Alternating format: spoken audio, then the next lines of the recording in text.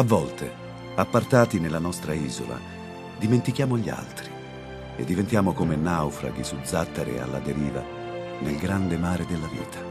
Come onde impetuose bagnate di incertezza si accavallano nella mente i pensieri, i ricordi, le parole. Suoni melodiosi, ma anche ambigui, ci attirano come mitiche sirene. Spesso però non tarda ad arrivare la sferzata improvvisa, il colpo di vento che schiaffeggia la nostra indolente solitudine e ci riporta nel frastuono della realtà. Librandoci verso orizzonti sconfinati, buttiamo in fondo all'abisso lo scrigno della paura e dipingiamo le vibrazioni dell'animo con inchiostro indelebile, affidandole alle fresche sonorità delle onde bagnate di speranza. A tu per tu con l'essenza della vita, avvertiamo il brivido del rischio, dell'avventura, dell'ignoto.